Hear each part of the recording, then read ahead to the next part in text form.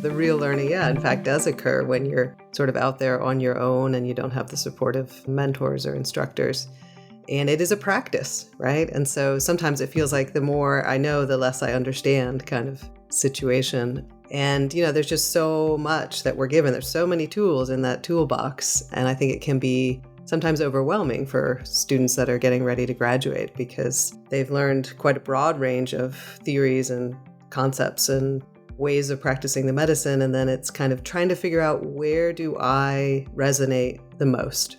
Where do I land within that plethora of ways that this medicine can be practiced? I'm Michael Max, and this is Geological. Part of being a practitioner is what you do. The other part is who you are. There's the portion that has to do with knowledge, and then that which is rooted in presence and being. It's not a matter of knowing what to do. It's also about how we connect and do our work.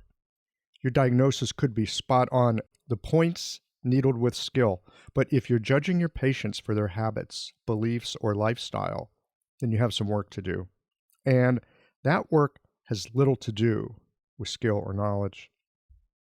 Medicine is serious business, serious enough that it helps to bring a light heart to the endeavor, a capacity to listen to what's being talked around, and empathy developed well enough that it's possible to sing our patient's song back to them in a way that they say, "That's right." And this is important without getting caught in the quicksand of emotion that they are experiencing. We are hard on ourselves, and we need to be properly accountable. But too often I hear, and I've said it myself many more times than is helpful, that I don't know anything, that I'm just at the beginning. I only this, I only that. It's easy to look at someone with 15 years in the boat and think I'm an idiot compared to them, but that is the wrong comparison. It's more helpful to compare yourself with yourself from 6 or 12 months ago. Yeah, we all make mistakes, at least if you're pushing the edges of your ability and understanding. I often hear my patients talking about taking baby steps. Here's the thing. Baby steps are not small to a baby. They are utterly transformative. Learning to stand up not only is a lesson that we learn over and over again in this life, it almost always will have you feeling wobbly in the beginning as you redefine your relationship to the gravity of habit and capacity. It's helpful to recognize limits, but not be constrained by them, and not discount our steps taken along the way. These conversations come to you through the generous support of our sponsors and members. Blue Poppy, your new one-stop shop, has speedy shipping options on everything that you need for your clinic. It's Women's Health Month at Mayway Herbs. Check out the new website for learning resources on helping women with herbal medicine. Are you a creature of habit? How about making a change that helps your patients and the planet with AccuFast needles? And later in the show, raising your fees doesn't have to be a difficult process. Jane has helpful suggestions on making it easy and effective. And finally, have you considered that having a thriving, profitable practice is one of the most healing things that you can do? Julie Bear Don't Walk has, and she can help you do something about it too. Do be sure to visit the sponsors page on the Geological website to take advantage of all the special offers our terrific sponsors have for listeners of the podcast. Picture this. Your clinic is buzzing with patients, and then you realize that you're down to your last box of needles. No need for panic, because Blue Poppy, your one-stop shop for all your acupuncture needs, they ship orders received before 3 p.m. on the same day. With a quick visit to Blue Poppy's website, you can order premium needles, herbal formulas, and that special Dr. Bob's oil that your patients love. Blue Poppy understands practitioners can't keep patients waiting. That's why they strive to get you what you need when you need it. From high-quality Chinese herbs and formulations to acupuncture supplies and clinical essentials, Blue Poppy has served practitioners for nearly 40 years with products that meet the highest of standards. Discover everything Blue Poppy has to offer by visiting www.bluepoppy.com. bluepoppy.com, and don't forget to subscribe to their mailing list for exclusive offers and more. Hi folks, I'm Yvonne Lau, president of Mayway Herbs. May is Women's Health Month, and as a women-owned and women-run business, we especially love how Chinese medicine can support wellness through every stage of a woman's life. So in this month's newsletter and podcast, we're covering topics like PMS, pregnancy, menopause, and osteoporosis. We'll share expert insights and effective treatment strategies you can put to good use in your clinic. Our Plumflower brand line includes herbal tea pills, tablets, extract granules, and organic herbs, all of which you can find on Mayway.com, and where you can also find articles, videos, and other resources to support your practice. Since 1969, Mayway has been a trusted source for high-quality herbal products. In these challenging times, please know that we remain committed to keeping our products accessible and affordable so you can take care of yourself and your patients. As always, thank you for supporting Real Chinese Medicine. Daily habits and routines feel comforting, familiar, easy, automatic. That's the power of repetition. You've worked out the kinks and can do it with your eyes closed. But what if you shook things up? What if you ditched the old routine and tried something new? Hi, I'm John Sten. I've practiced acupuncture for over 30 years, and together with my wife Kelly, we created the world's first eco-friendly acupuncture needle. The AcuFast earth-friendly needle system cuts your packaging waste by 60 to 90%, depending upon your needle type, speeds up your needling, gives you more control, and best of all, while you're healing patients, we plant a tree for every 2 boxes your clinic uses. Thousands of acupuncturists have already made the switch. In just the last year, they've helped plant over 16,000 trees. Since we started, that number has grown to over 50,000. So break the routine. Be the change. Visit acufastneedles.com. Your patients and the planet will thank you. How to go from being a student to being a practitioner. This, for many, is a dark passage, as what made us good as a student might not be so helpful as we apprentice ourselves to the work and begin to learn from our patients and experience without the scaffolding of teachers, supervisors, and colleagues who are just an earshot away. That test for which we prepared so hard, some of it will be useful, much of it not. Still, it's a gate through which we all must pass. In this conversation with Kristen Lambertin, we discuss the process of learning, of test preparation, and beyond that, leaving the world of student and entering that of the practitioner. Let's get into this.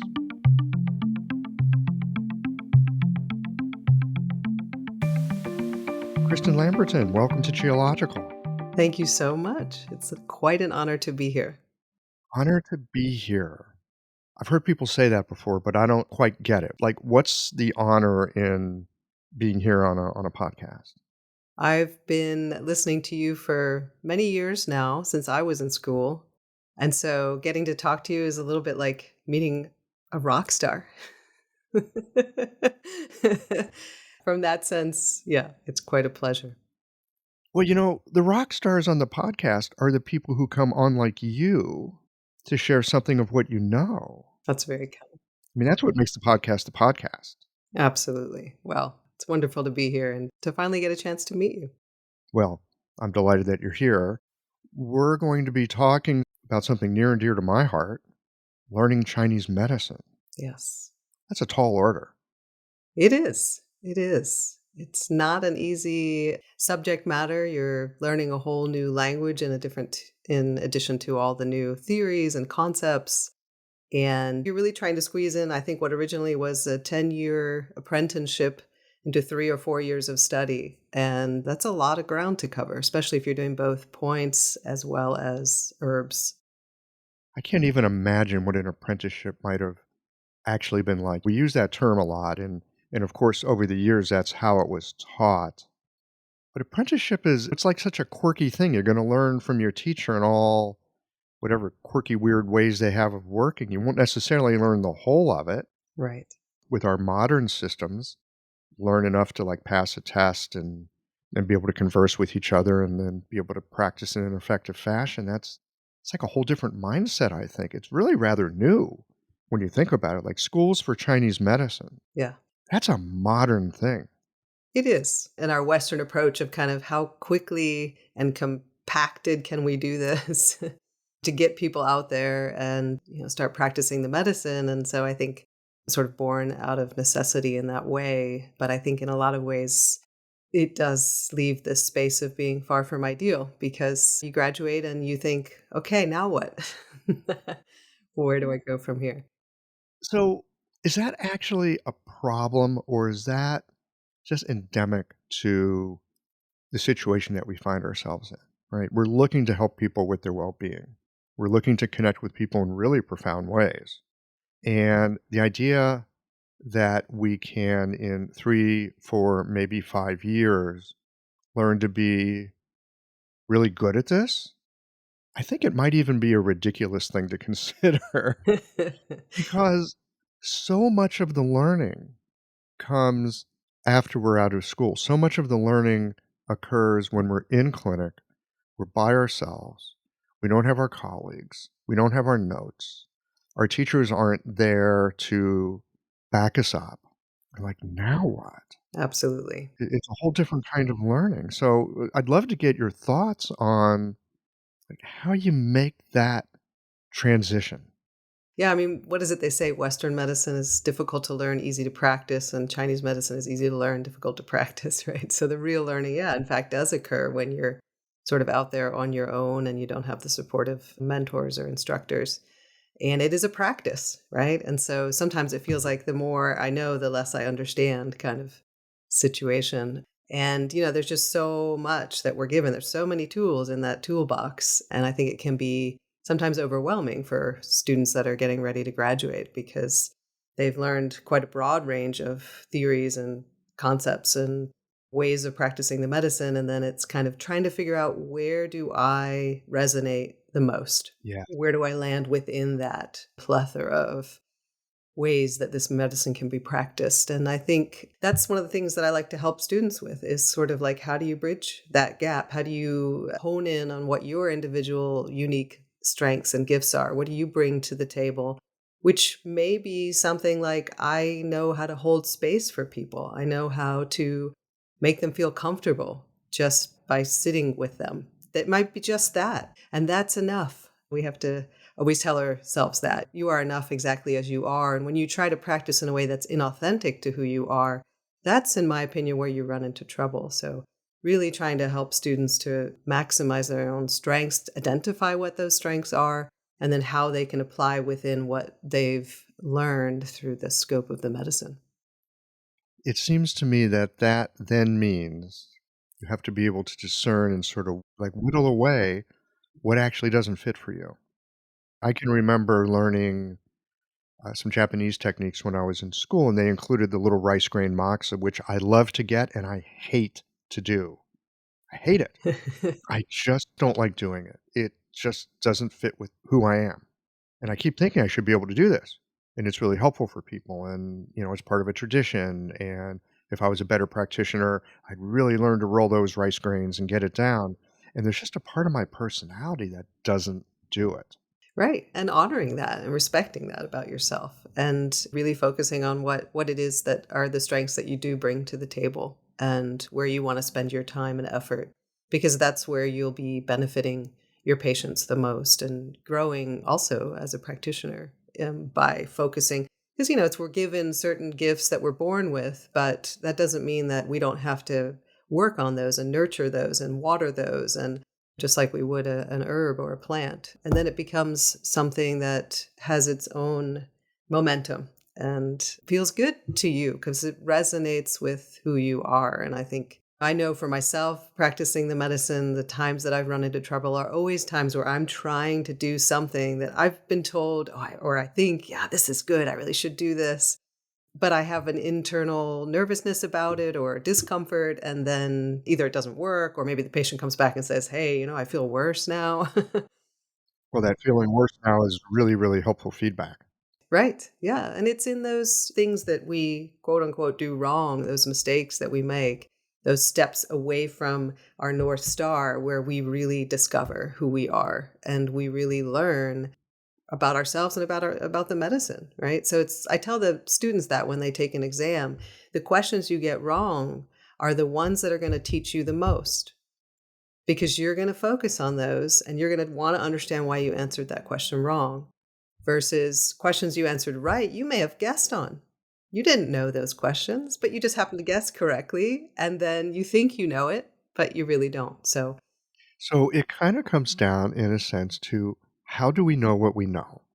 And I think this is so often, at least for me in my practice, there's this kind of balance. I'm going to say there's a tension. It's not just a balance, it's a tension mhm, between what I know and the incredible uncertainty that I face every single day when I go into clinic. Right? There's all this stuff in my head, and there's all the experience I've got. There's all the things I've talked about with guests on the podcast that float around in my mind as well. I feel so fortunate to have been exposed to so many different ways of thinking about medicine. right. And then there's that moment, well, actually, what is happening in front of me right now? Yeah, and that's the piece that I don't think enough people talk about, because I have that same experience. I say, "Oh, I have 6 patients today," and, "Oh gosh, do I really know what I'm doing after 6 years of practice?" Which is still very, relatively young, but I think that that's a good thing. And that's what I try to encourage people and students, as they go and they say, "Well, I don't understand this." And I say, "Good." Because it takes a lifetime to understand it. And if you're standing in front of me now, after 2 years of Chinese medicine school saying, "I get this, I got this," then I'm worried about you. Mm. Because humility to me is really important. And it allows us, as you said, to come into clinic, take a breath and see what is standing in front of me. Not what's crowded up in my head, but what's actually in front of me and what is that person trying to convey or say. Well, I don't know if we need to have humility. I think humility is given to us all the time. That's true. Every time where it's like, I've got this. Oh, I know what this is. Watch this. Right? I've seen this before. I can help this. No problem. Ooh, wait a minute. Uh-huh. What the heck's going on here? And it's one thing for us to be sitting here on a nice day having a conversation about it. It's another thing to be in clinic at the moment when, like, oh shit, now what? And again, there's this tension between what we know, and you got to know a lot of stuff to do this work, Hmm.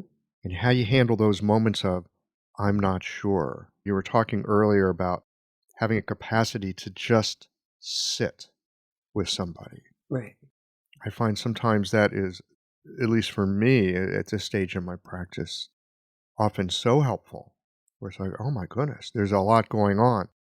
Can I just calm myself down for a moment Hmm. and see if that will help the patient to calm down a little moment? Exactly. And then we can kind of get on track. Exactly. Yeah. And then you can allow the condition, the pattern to reveal itself to you. I think that was Sharon Weisenbaum's teachings. It's just we have a tendency to listen to the patient talk and right away we want to say, "Oh, it's this and it's that and it's this and I think it's that." We lose our presence and we lose what the patient's really saying, or they may be saying something, but there may be something underlying that is really what they want to say. But if we're not paying enough attention, we don't get to quote unquote hear that. And I think ultimately, too, it's just, again, trusting who we are as individuals and what we bring to the table. And as Jeffrey Ewan teaches, the moment the patient walks into the room and you put your hand on their pulse, the healing begins way before the needles even come out. And he used to say, too, what would you do if you walked into your clinic one day and noticed all the acupuncture needles? You didn't order enough acupuncture needles and they're all gone. Now what do you do? Do you have the capacity to treat the patient without your tool of acupuncture needles? Because that would be the true healing, right? Well, that begs the question of, so just what is the tool? And it begs the question, it's a great question. So just what is acupuncture doing anyway? Hmm. Yeah. What am I bringing with my uniqueness that is part of the healing process here, right? Yes.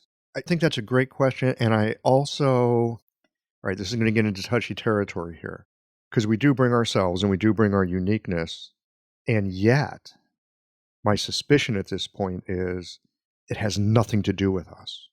It's so easy to put ourselves in it and go, look, I fixed their back pain. And yes, we have to bring ourselves there. And yes, there's an aspect of us that we have to cultivate, and we have to know things, and we have to be able to, I'm using air quotes here, do something. Mm-hmm. And at the same time, it's not about us at all. Absolutely. Yeah. It's just guiding the patient's own body into a state of remembering what healing is like. Mm. And to quote Dr. Jeffrey Ewan again, he says, the only thing that we cure is ham. When we prepare ham to cook it, we cure it, right?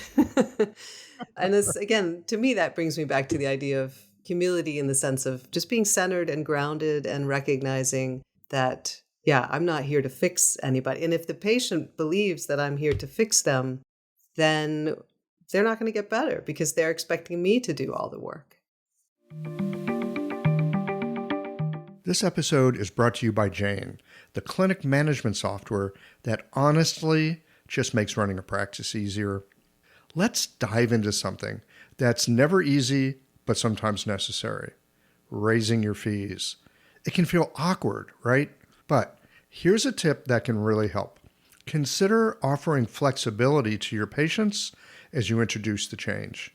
When patients face new fees, it's natural for them to feel uncertain or concerned. That's where flexibility can really make a difference. Offering options like a phased increase, suggesting a payment plan, or even taking a moment to talk things through can help to ease the transition. These thoughtful gestures show your patients that you're listening and care about them, which strengthens the trust you've worked so hard to build. If you're looking for more ideas on how to navigate these kinds of changes, head to frontdesk.jane.app and check out the article, How to Tell Clients You're Raising Your Fees. One last thing, if you're ready to give Jane a try, you can use the code CHIOLOGICAL for a 1-month grace period on your new Jane account. Again, we're getting into really tricky territory here because people are coming to us to feel different and feel better, right? The agreement that we have, I was going to say in our society, but maybe throughout time, doctors and patients, is that you're coming to get something. Mm-hmm. And part of the deal is you're going to feel different, ideally better, after our interaction. And so there's that. How do we deal with that? Because that pressure is there. That there's a tacit agreement Absolutely. that when you go to the doctor and you pay him some money and you spend your time as well, and you give them your trust, that you're going to get something back. That's part of the deal, isn't it? Yeah. And I think maybe what I'm trying to say is that both patient and practitioner give their 50%. So I can give patient a treatment, they can feel better. But if I give them suggestions about, how to sort of clean up their diet or add more exercise or don't exercise as much, and they go home and they just say, whatever, I'm just going to do whatever I want. And I'll go back to Kristen a week from now and feel great in the table and then just carry on with my life. That's what I mean by they're not going to see necessarily resolution or complete resolution if they don't bring their part to the table and take sort of a sense of responsibility for their own health and well-being. But what if they don't want to? Well, that's a good question. Yeah. And I've heard practitioners, I think interviewed even here on your podcast, that say, hey, if the patient's not willing to do these things I tell them, then I tell them that they're not the patients for me. I'm a little bit more gentle and subtle in my approach, and I think it's teaching. That's part of the teaching process. That's why I love that I bring those skills to my practice, because really that is a lot of what we're doing is sort of teaching people how to feel well again. Teaching them, helping them remember. Right. I feel like I'm always wanting to be a little cautious about blaming my patients when they don't do what they're supposed to do. It's like any other relationship. I'm blaming my partner because they're not doing what I want them to do. Yeah, there's a great quote. True love is forgiving the other person for not being you. Which I just love. But yeah, absolutely. I mean, it's not at all blame or shame or anything or judgment. It's just helping to gently teach and remind and show and encourage, essentially. And then ultimately, it's the patient's decision where they take that. I agree with you. And again, it's easy for us to talk about it in this moment like this, but at the same time, and I don't spend a lot of time on Facebook, but on occasion I go and I take a look. And there's all kinds of practitioners complaining about how their patients aren't like doing the right thing and they're doing all this hard work for them and the patients just don't appreciate it and blah, blah, blah, blah, blah. Help me understand some things that we can do so that we can sit in that place of being that teacher, being that guide, maybe seeing paths that they could follow that would bring them less suffering and yet be able to accompany them in the path that they choose. I think it's really hard for us as practitioners sometimes to feel so hamstrung. Our patients just being who they are. Have you got thoughts about that? Yeah, I think a lot of practitioners say this, it's about sort of meeting the patient where they're at. And I have plenty of patients that, for example, in my opinion, over-exercised, but they were unwilling to change that. That's how I manage my stress. That's not something.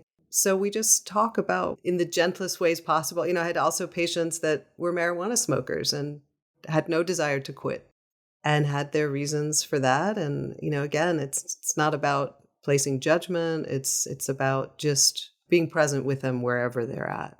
And they might not be ready to make a change at all, ever. But just by showing, as I said, and talking to them gently, and then over time, if they can begin to make a connection, if it's a food thing, for example, if you've been telling them they need to eliminate wheat, and then one day they have an experience where they're like, oh, wow, I ate that and I felt horrible. That's what you want, because that's where they're not just pushing on trying to fight with their will. They're motivated to make a lasting change. And sometimes it's more like, well, my chiropractor said I should stop eating wheat, and so I stopped eating wheat. And we're thinking, I've been talking to you about this for the past 3 months. Right. Yeah, Like, exactly. oh, good, you finally heard. Oh, that's where you were able to hear it. Yeah, exactly. Yeah. Lovely. Yeah. And a smart chiropractor. Yeah, it's interesting. I think there's something about, I think we need to hear something, I don't know, 5 to 8 times before we actually sinks in. And that's sort of the concept of spiral learning is connected with what I'm trying to do, is this sort of idea that learning is like a spiral and there is forward movement, but there is this overlap that comes back again and again and again. And the first time you're passing through, you're like, what is that? No way am I going to give up wheat. But the second time through, you go, oh, you know what? I can't remember who, somebody said that to me. Maybe I should take that into consideration. I saw something on Instagram. Right. But each time you pass through again, each time you hear it, you're at a higher level of consciousness. In other words, you have grown and you have learned and you've been exposed. And because it's like someone tells you about a Mini Cooper, and then next thing you know, you're seeing Mini Coopers everywhere, and the same is true with eating gluten-free. Somebody who hears that from you is then going to be tuned into when the chiropractor says it, or when the cousin says it, or somebody else. And each time you're in a place of being able to be more able to integrate that information and then do something with it to really fully understand it. And I think that that's kind of how learning, any kind of learning, works, essentially. I think you're right. And speaking about it this way, it's lovely and it's encouraging. I know that in my personal experience, when I'm coming around on that spiral again, because if you're looking at it from the side, it's a spiral and it's got a trajectory. It goes in a direction. If you're looking at it from the top, it's just a circle. And you come around to it, it's like, oh my God, this again? I thought I had this sorted out. I really thought I had this sorted out. This is like the 6th time I thought I had it sorted out. Mm-hmm. But you just flip that and you look at, I had it sorted in this way. And then it sets you up for, oh, I see this other piece. Oh, that's how that works. Absolutely. Yeah. And I think that that's one of the ways that Chinese medicine curriculum could serve the students better by integrating within the courses some sort of connection, so that when they are exposed to a concept in herbal medicine class, they then hear that again when they go to diagnosis, and then they hear that again when they go to differentiation of syndromes. And so that there's this sort of connection between, and so that they're beginning to bring all this information together instead of thinking of it as separate pieces that each individually have to understand. And so when I teach herbal medicine, I'm constantly talking about diagnosis with my students. I mean, you have to diagnose, right, to pick the right formula, but Mm-hmm. it's always something that we just, as teachers, I think, need to keep reinforcing in all these different ways. So as I say, the students can see it from all sides of the spiral, if you will. Mm-hmm. And then it begins to make a greater pattern for them that can be applied in real life situations, when they're in college clinic, for example. What do you think are some of the biggest challenges for students these days? I think the subject matter itself, I think most students that come to Chinese medicine come already with a sort of a little bit of a basis of understanding and some education. I think it's more the how-to of studying that I think students struggle with, Mm. time management, but also we have a lot of students just sit with one subject for 5 hours a day and think that that's effective studying. And in fact, it's not. You're much better off taking small chunks, studying different subjects, different but related subjects in small chunks of time, for example. So I think that the concepts I think the students can learn, what I've noticed is kind of this idea of how to actually study in an effective way. It's not something that's taught. If you've been to undergraduate school already or any kind of educational system in the United States, there's not a lot of focus on that. And so I think students come and they're kind of like, oh my God, there's so much information, and their studying habits are such that they spend a lot of time, but they get a very big effort and not a lot of outcome or success from that, if that makes sense. Is it a big effort, or is there just a lot of distraction? Well, there could be that too. There could be that too. And I think there's a lot of techniques that I like to teach students on how to manage distraction, because nowadays, I mean, cell phone ringing and texting and social media and all that, the younger generations are sort of in a way being trained to not have as long of an attention span. So there's a technique called the Pomodoro technique, which involves using an egg timer. It's called Pomodoro because the guy who invented the technique, I think it was Italian, and so he used an egg timer that was shaped like a tomato, and Pomodoro is the name of tomato in Italian. So you set it for 25 minutes, and you turn off all digital distraction. You put a little sign on your door, I'm not available, and just study for a 25-minute chunk on one subject. And then you take a 5 to 10-minute break, and then come back and study something similar, related, but maybe different. So maybe you were studying gynecology herbs, and now you want to look at acupuncture points that are good for gynecological type Mm. situations, so that you're really integrating that information, because real life practice is not black and white. You're never going to see a textbook patient, right? You're always going to see complex cases. On occasion, you will see a textbook patient, Sometimes you do, yeah. right? And it's really weird. It's like, oh my God, is this really that textbook patient? Like, what am I missing here? Exactly. Yeah. So these little tricks and techniques that students can do. And I talk to them too about, you budget your money. Why not budget your time? Mm. Do people actually budget their money? That's a good question. Yeah. I mean, maybe not as many as I'm thinking. But at least you have to have a sense of how much money is coming in, how much money is going out, and making sure you don't, go in the negative too often. And the same is true with time. I've got 24 hours in a day, so I need to budget that I need to sleep.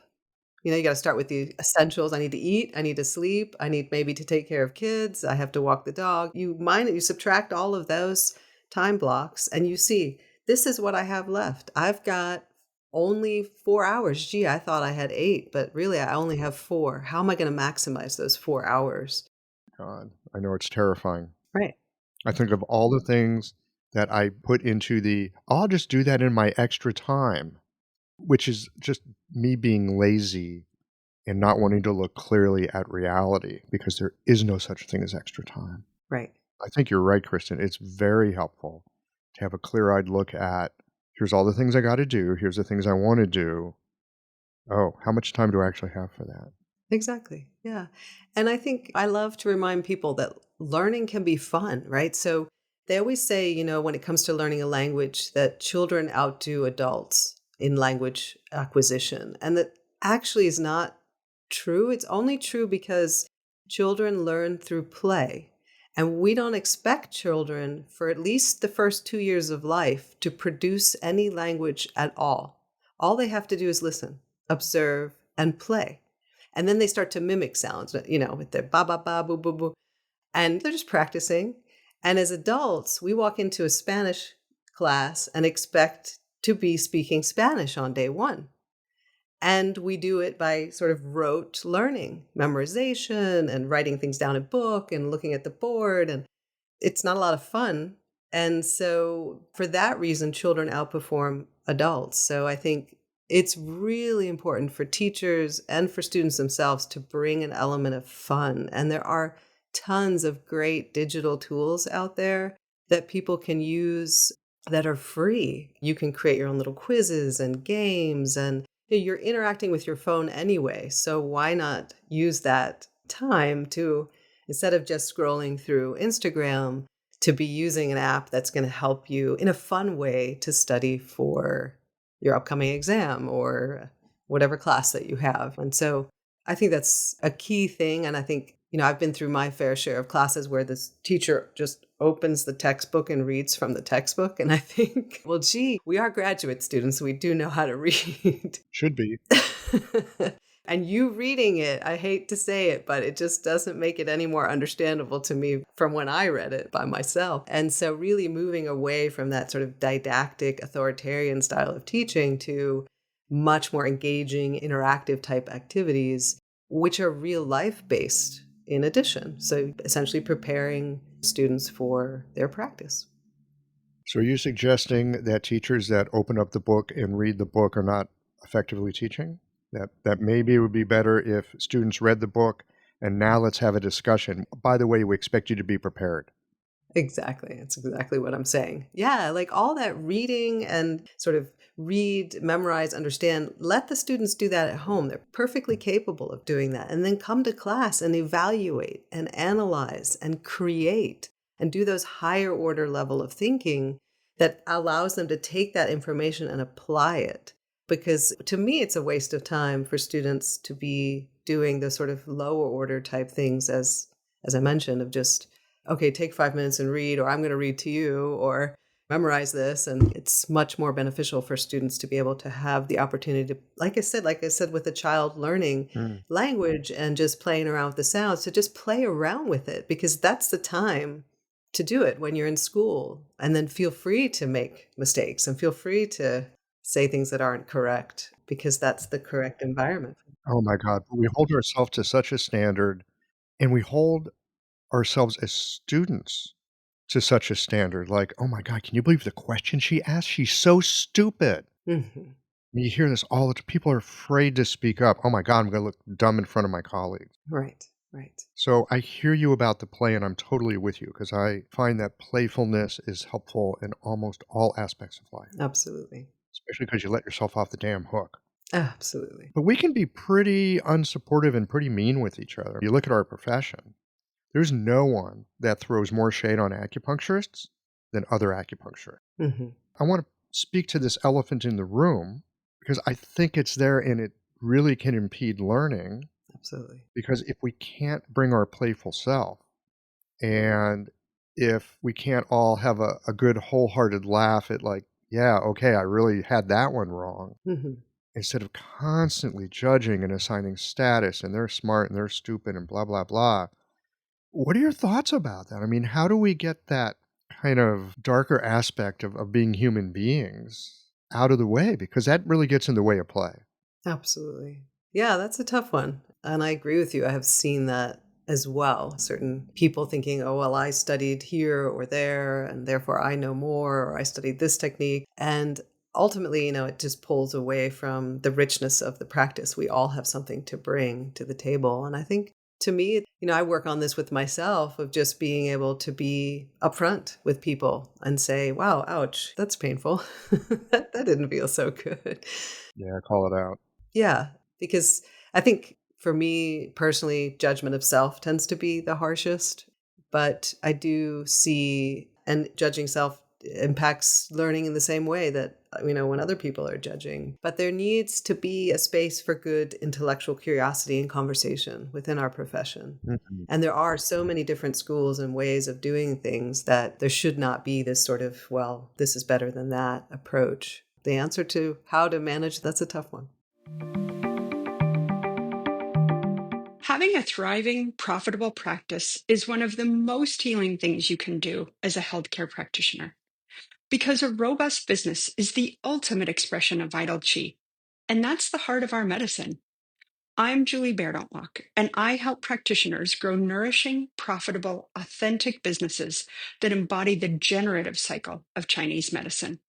This isn't about all yang all the time.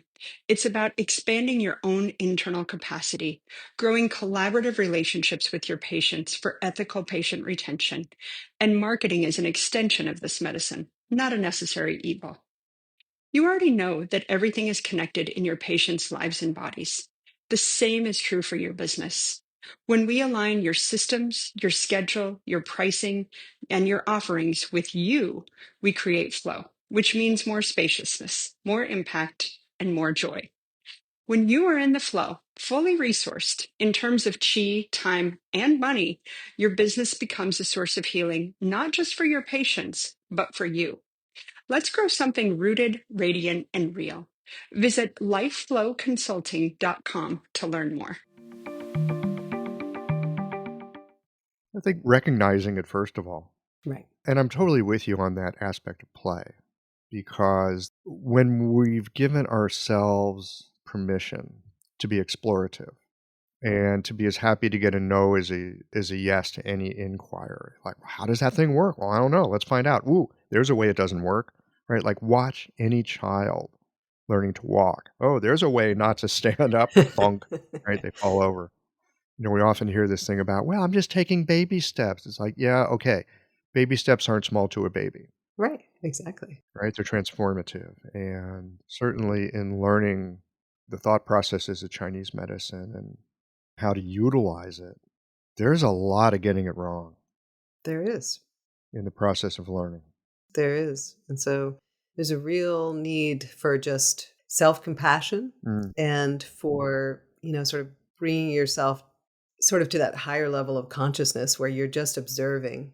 And the Tao is saying of we know not what is good and what is bad. And I had a patient the other day walk into the office just fine and walk out because she'd been laying on her back. She had back problems. She didn't tell me that lying on her back was not good for her.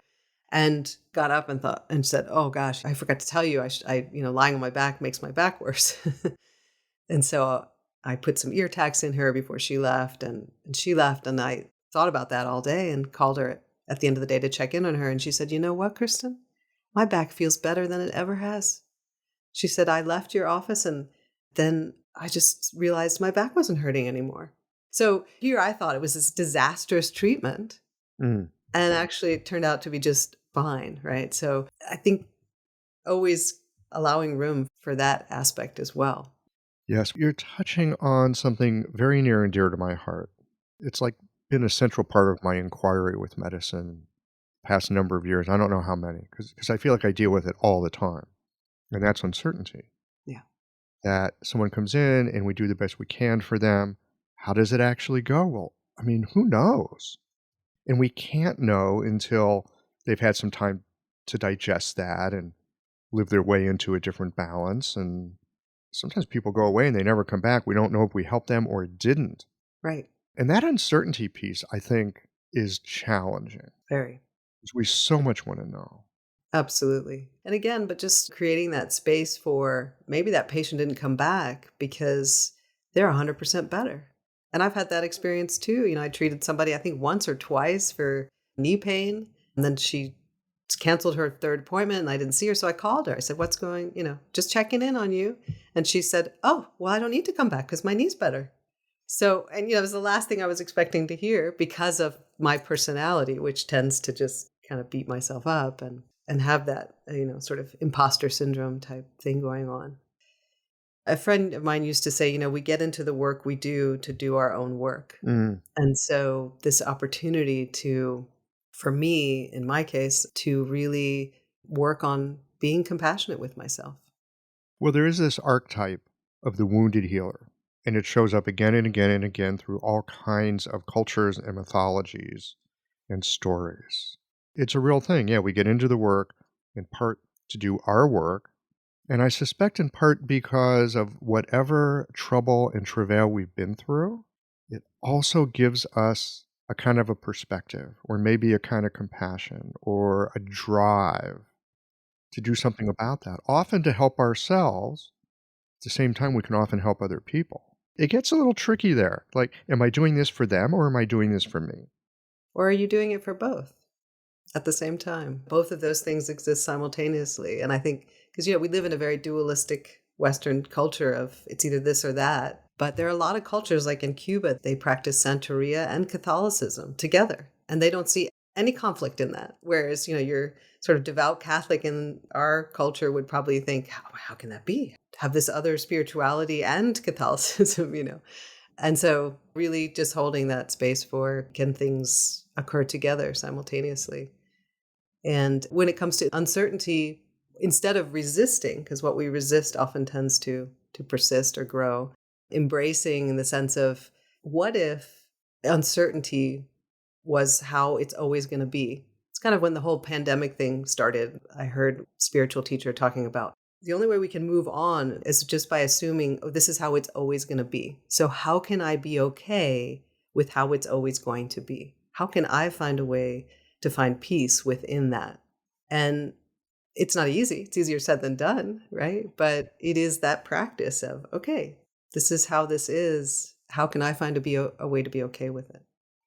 So I feel like we are circling around a theme here of that there's more to practicing medicine than practicing medicine. Absolutely. And I know that some of the work that you do is helping people prepare, moving from student to being practitioner. What are some other things that people should be prepared to learn or to do to actually have a medical practice beyond learning the medicine? Oh, yeah. Great question. I think one of the things that I think is really important for people to determine is how they want to practice. So do they see themselves running their own practice, or do they see themselves as part of a group practice? And so really exposing themselves to both types of practices, I think, are really important to really maybe follow somebody around in a group practice versus a single practice. So that's important, because that's going to determine, if you join a group practice where you can just basically walk in the door and they take a percentage of your income, then you don't have to worry so much about the business aspect. And that might be a good choice for you if business is not your thing or you don't have any experience in it. But let's say you have a business background, you used to run your own business, and you feel pretty confident about your ability to practice the medicine on your own, and you want to open your own practice, then that's great. But again, that aspect of it, the business aspect, I think a lot of people overlook, and finding what would be right for you within that. And I think a lot of students aren't prepared for the fact that it takes time to build a practice. And you come out of school with quite a bit of debt.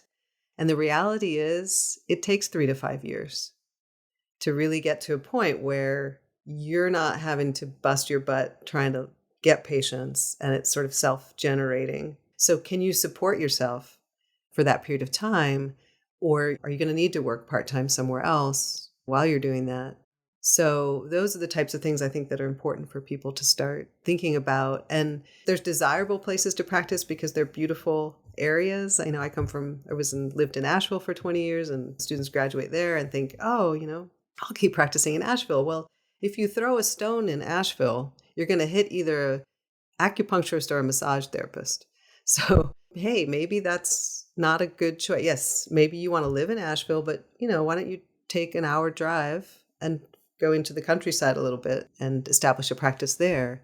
A friend of mine did that in Shelby, North Carolina, and has a thriving practice there. So, yeah, these are the things that I think in acupuncture school, it varies, I would imagine, but they don't go into as much in depth, being able to prepare from a business standpoint. Yeah. Well, the business piece, it's interesting. A lot of us have some issues with business or money, often bad opinions about it. Business is evil. Money's a bad thing. And I know I've had my share of obstacles that I put in my path because of my attitudes toward finances. or attitudes toward business for that matter, which is weird because I come from a family of small business people and they were all great people, right? It's not like I grew up around people that were swindlers or anything. They were good, honest, small business people. I somehow got it in my head in the late 60s, early 70s that, well, business is a bad thing. Right. Turns out small business can be a tremendous force for good. I mean, think about any businesses that you like to support in your local community that's run by a small business person. Maybe it's your favorite coffee shop or a restaurant you like or a clothing store that's got like all the cool stuff. Those are small businesses that are making the community Absolutely. a much more vibrant, interesting place to live. And so there's a lot of good that you can do when you run a business because you get to steer it, Yes. right? It's like, there's something I want to see the world be a certain way. Like, great, go build a business that does that. You can make the world a better place every single day and get paid for it. Absolutely. Yeah. Yeah, I couldn't agree more.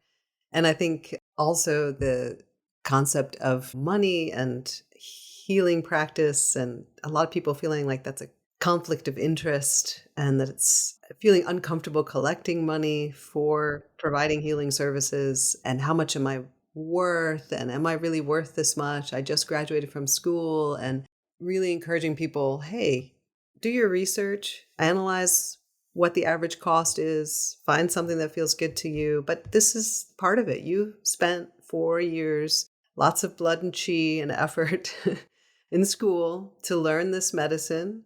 And what you have a high value coming out of school because you have time. And time is the greatest commodity. And the more seasoned practitioners who have booked schedules that are completely booked, they don't have as much time to spend with patients as you do. And so never forgetting that as a new practitioner, that is worth an enormous amount. It's priceless, really. Yes. So I remember having this conversation. It was with Steve Clavey. And he talks about this because, often we'll come out of school, it's like, well, why would someone want to see me when that person over there, they got 20 years of experience? Well, exactly that. That person with 20 years of experience who's seeing 2 or 3 or maybe 4 people in an hour, you're a new person. You can spend an hour with them. Some people really like spending time with their practitioner. Absolutely. So a new practitioner has the capacity, the interest, the need for patience. It's like there's a fit. There are people, if they want to spend more time with their practitioner, they're not going to see the person who's been at it for 20 years. Exactly. The resonance is not there. And so for any of us at any stage of our practice, we will attract the patients. I know this sounds really woo-woo, and I'm not into woo-woo, but truly, we will attract the patients that are the right fit for us because we are the right fit for them.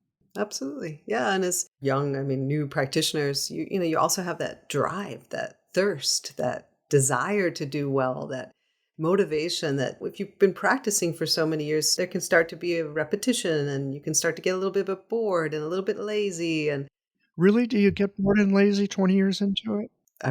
yeah, I've heard some people talk about it. It depends on what you're doing, what you're treating. I didn't have that experience, but I've heard people talk about that and just kind of getting into a rut with just always using certain points or just not being as creative as when you first come out of school, when everything's so fresh in your mind because you've just learned it. And so that's a beautiful thing. And so I think there should be much more collaboration between new practitioners and seasoned practitioners where they come together and they share and they basically mentor each other, because I think the new practitioners have just as much to offer as seasoned people do. And people who went to acupuncture school 10 years ago, whatever, however many years ago, might not have learned some new contemporary formula or some new technique that's just now arriving in the West, or those sorts of things that new practitioners can teach.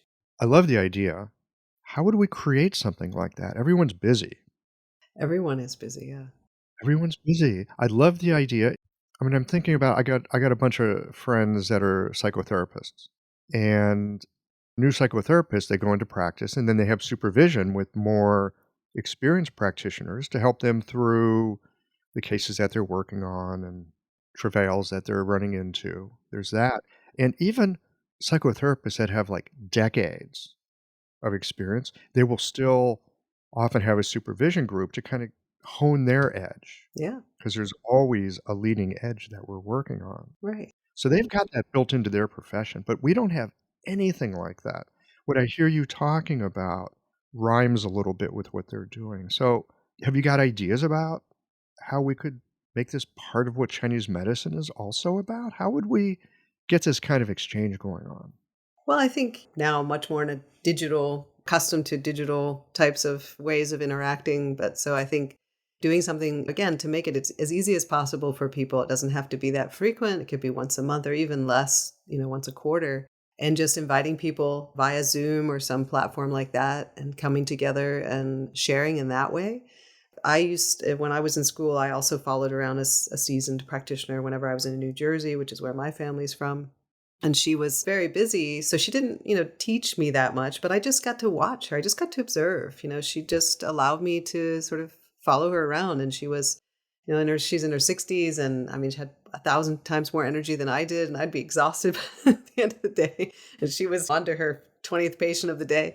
So she was an incredible inspiration. So I think those practitioners that are more seasoned, really being open to that sort of thing. And making it, again, this idea of concept of fun and exchange. And it doesn't have to be a seminar type situation. It can be sort of a more informal social gathering where we're just sharing our thoughts and ideas. And I think it's really helpful for young, new practitioners to hear from practitioners who've been working for a while that they still are uncertain and that they still have struggles and they still make mistakes. And that's really healthy and important to talk about that kind of stuff.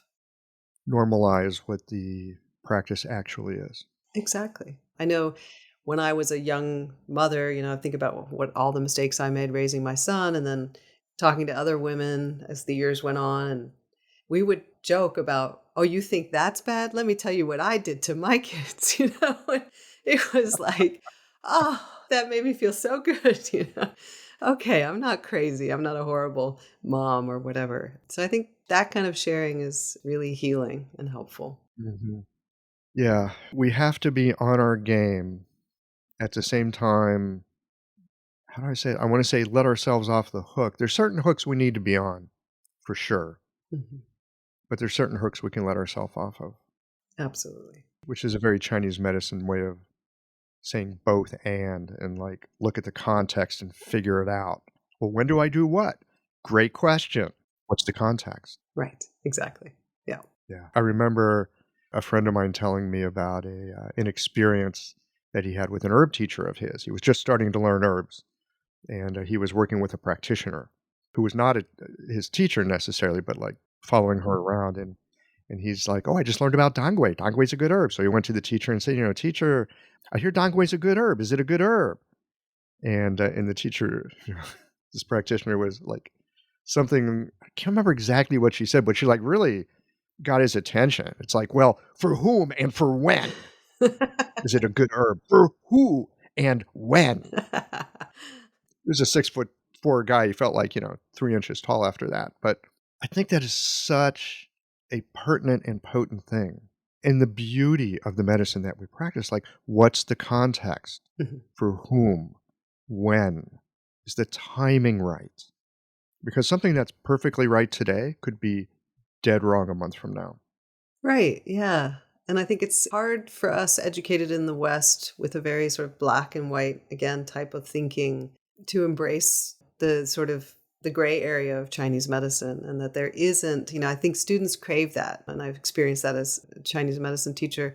What's the answer? Okay, here's the presentation. What do I give this person? What's the correct formula? What's the correct point prescription? And not only does that vary from person to person, but it varies for that person depending on where they're at for a woman in their menstrual cycle, for example, or whatever else is going on in their lives. And so we want direct black and white answers from Chinese medicine, but we're asking for something that we can't necessarily have. Mm-hmm. And so really trying to open our mind to the fact that, okay, what is that area, that space in between the black and white?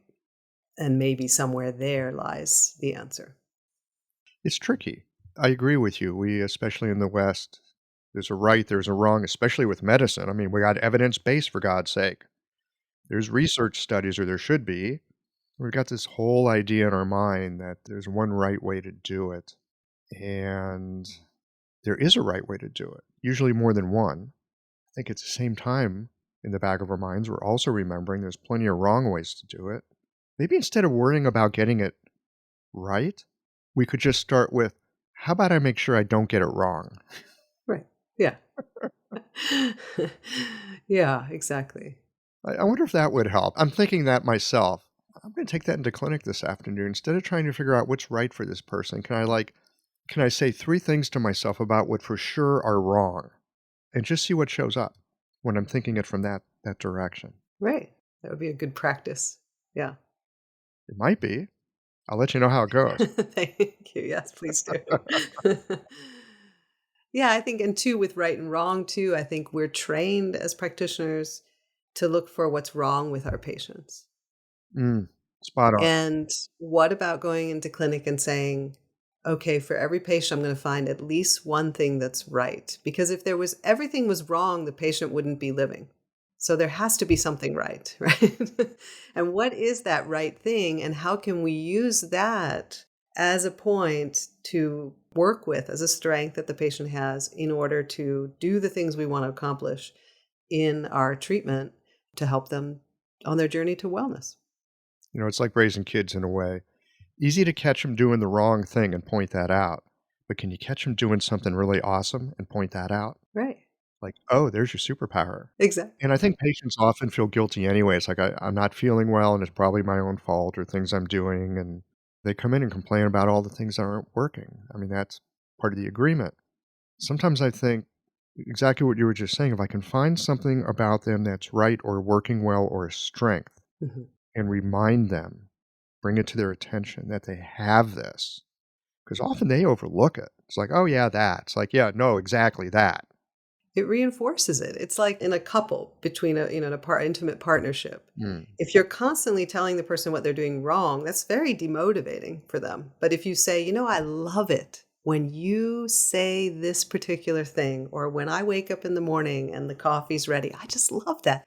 Then they're so motivated to continue to do that for you, as opposed to sticking their heels in the ground and being like, when we're criticizing and saying, well, then, just forget about it. So I think that that's a really good way to, again, as you said, remind the patients, but then also to motivate them. Oh, right. Okay. So I forgot, or I didn't see that as a strength, or I forgot that I have that as a strength. And I can use that. I can do something with that.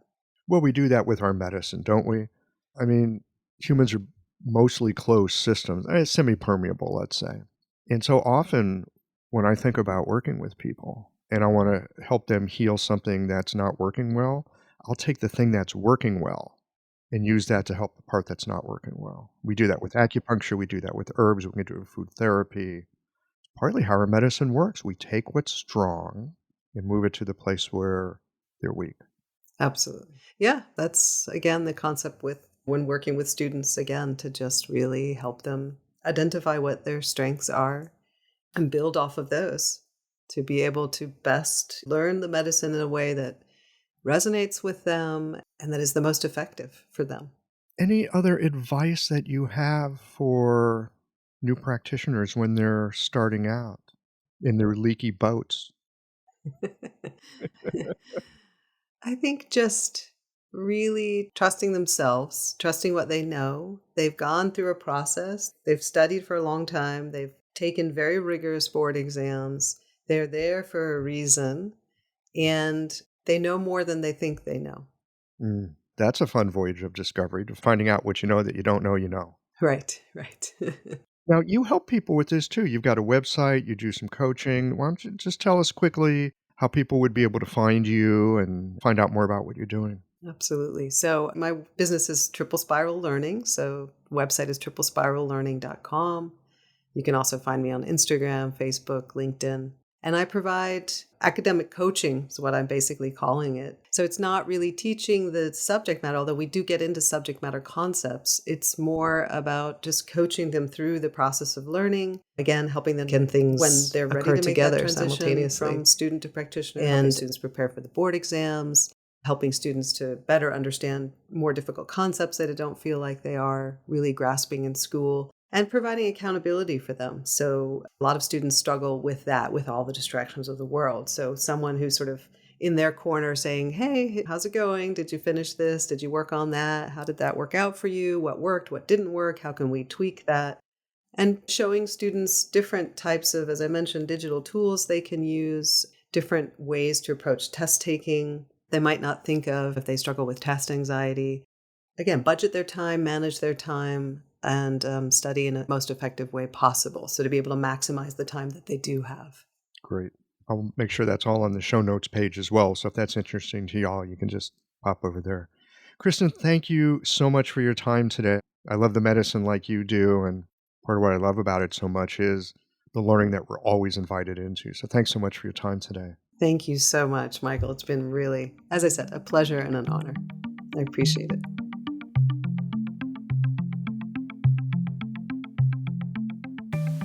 That transition, going from student to practitioner or practitioner to teacher, or any transition for that matter, which has us moving along that spiral path of learning again and again, we're greeted with the question of, what am I doing?